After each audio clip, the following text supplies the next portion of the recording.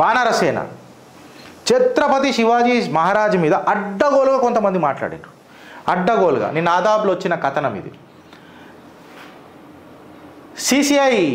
CPI party నేతలపై వానరసేన ఫిర్యాదు.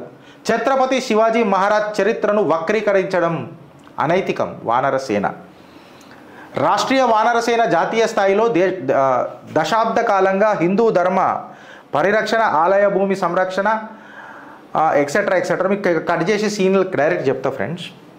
ఈ సిపిఐ కమ్యూనిస్టులు ఛత్రపతి శివాజీ మహారాజ్ చరిత్రని వక్రీకరించుకుంటా మాట్లాడారు. ఇక నాకు మాటలు రావు, ఇష్టం వచ్చినట్టు ఆయన మీద మాట్లాడారు.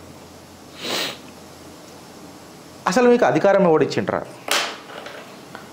చీరలు కట్టుకొని జేఎన్యూలలో తిరుగుతారు, లిప్స్టిక్లు కట్టుకొని రోడ్ల మీద తిరుగుతారు, మొగోలు ముద్దించుకుంటా అంటారు.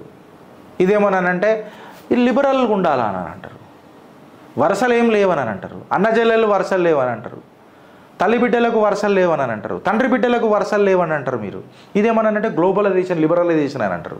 మళ్ళీ మీకు పశువుకి ఏం తేడా ఉన్నదిరా? అమ్మ అని ఎందుకు పిలుస్తావురా? మళ్ళీ మీ అమ్మని అక్క అని ఎందుకు పిలుస్తావురా? నీ అక్కని. చెల్లె అని ఎందుకు పిలుస్తావురా? నీ చెల్లెని. పచ్చిగా మాట్లాడుకుందాం ఫ్రెండ్స్. ఇక దయచేసి ఈ కమ్యూనిస్ట్ వాళ్ళతో అది ప్రాబ్లం. వీళ్ళు ఛత్రపతి శివాజీ మహారాజ్ ఇప్పుడు చాలా హిట్ అయింది కదా. ఎవడో ఒకడు ఉర్దూ ఎవడని లేపుతాడు. నిరుద్యోగులు కదా సిపిఐ వాళ్ళంతా. అయితే నా ప్రాబ్లం ఏంటంటే దీని మీద ఎవడన్నా ఠేకాదార్ గారు కొట్లాడుతున్నాడా? ఎవడు కొట్లాడతలేడు ఠేకాదార్ గారు. కేవలం రాష్ట్రీయ వానరసేన ఆలయ భూములను అన్యక్రాంతమవుతుంటే కాపాడే బాధ్యత మళ్ళీ పెద్ద ఠేకాదారి పార్టీలు ఉన్నాయి దేశం కోసం, ధర్మం కోసం. మళ్ళీ ఎవడన్నా మాట్లాడుతున్నాడా? దాని మీద ఎవడన్నా మాట్లాడుతున్నాడా? లేదు కదా. అరే దేశం దగ్గర వచ్చినప్పుడు, ధర్మం దగ్గర వచ్చినప్పుడు ఇలా కాంప్రమైజ్ ఉంటుందా? మీ కమెంట్ రూపంలో చెప్పురు నాకు. కాంప్రమైజ్ చేసుకోవచ్చా? వీళ్ళు కొట్లాడుతున్నారు కదా వానరసేన, మా వానరసేన చలు. నేను పోవాల్సింది పోలే. వానరసేన సభ్యులకు కూడా నేను ఆ రోజు క్షమాపణ చెప్తున్నా. నిన్న పోయేది ఉండే, నేను పోలే. నిన్ననే వచ్చిన కుంభకైనా అలసిపోయిన ఉంటే పోలే. బట్ అలా ఆగలే. This is their commitment towards the nation. It is their commitment towards the history of this nation. అసుంటి వీర చరిత్ర కలిగిన మన ఛత్రపతి శివాజీ మహారాజ్ని ఇన్సల్ట్ చేస్తుంటే ఒక్కోడు మాట్లాడుతున్న నోట్లలో ఇంగ్లాలు పోస్తారు. ప్రాబ్లం ఆడ. నేనేమంటా ఫ్రెండ్స్ అనంటే కేవలం ఇది న్యూస్ చూసి కాదు, వానరసేన సభ్యత్వం తీసుకోవాలి మీరు. And you need to become a volunteer for Vanarasena. నువ్వు కూడా ఒక వానరుడు అయి ఆ రామసేతు వేసి ఆ లంకా దహనానికి మనమందరం ప్రోద్బలం ఇవ్వాల, ప్రోత్సహించాల, ఉత్సాహం ఊపిరి వయ్యాల. అప్పుడు కదా నిజమైన అసలైన చరిత్రలు బయటకు వస్తాయి. They are very organised. అపోజిషన్స్లలో చాలా ఆర్గనైజ్డ్గా ఉన్నారు, whether it may be CPI or the leftist. మనమే ఆర్గనైజ్డ్గా అన్ఆర్గనైజ్డ్ ఉన్నాం మనం. ప్రాబ్లం ఆడొస్తుంది. నాకు సపోర్ట్ చేసేవానికి సపోర్ట్ చేయ కదా. ఎవడైతే సపోర్ట్ చేయడో ఆన్ బాంఛన్ బతుకులు అని చెప్తాం. ఎవడైనా సరే సపోర్ట్ చేసేవానికి చేయరు కదా, వాళ్ళకి సభ్యత్వం చేయరు కదా, అలా సభ్యత్వాలు పెంచురు కదా, వాళ్ళకి ఆర్థిక బలం ఇయ్యరు కదా. జేబులకైనా పైసలు వేసుకొని కొట్లాడుతురు కదా వానరసేనలు. ఇప్పుడు నేను మాట్లాడతారే పైసల కోసం నువ్వు చేసేది అంటే మళ్ళీ చెప్తున్నా కదా, చెప్పుల తువాలు మడతపెట్టి పీతలు అది కొడతా ఒక్కొక్కని. నువ్వు చేసినావరా ఒక్కటన్నా? నేను వాళ్ళని అడుగుతున్నా ఫ్రెండ్స్, ఎవడైతే చేయలేదు నువ్వు ఒక్కటన్నా చేసినావరా నీ జిందగీలా?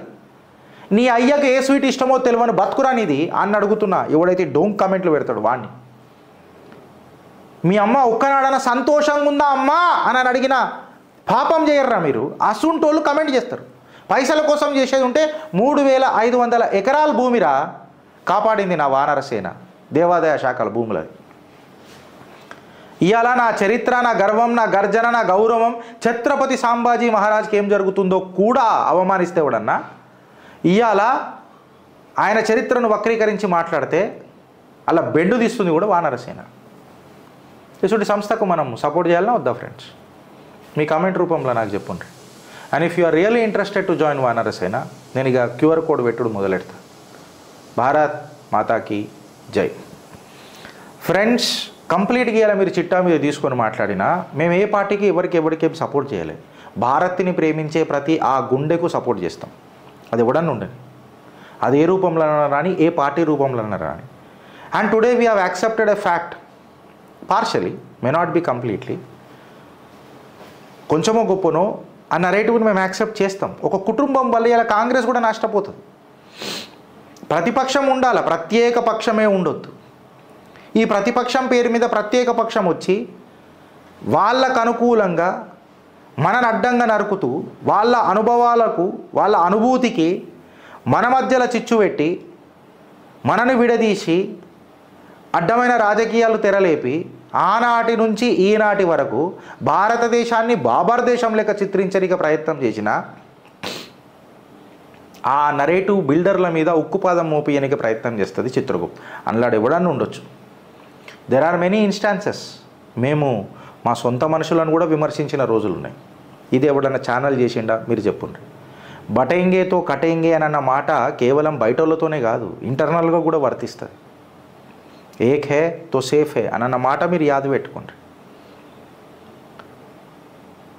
బికాస్ మే భారత్ కా और भारत देश मेरा, मैं रहूं या ना रहूं, भारत अपना देश रहना चाहिए.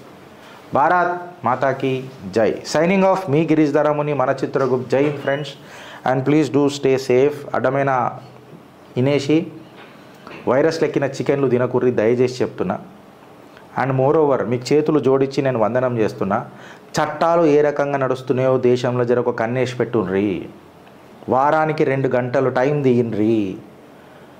దేశం కోసం పనిచేయండి. ఈ దేశం లేకపోతే నీకు పర్ఫార్మెన్స్ అప్రైజల్ కూడా ఉండకుండా పోతుంది. ఈ మాటీ హే తో మా హే, మన అమ్మలు కన్నా అమ్మ ఈ దేశం, ఇది యాద పెట్టుకోండి. 2 అవర్స్.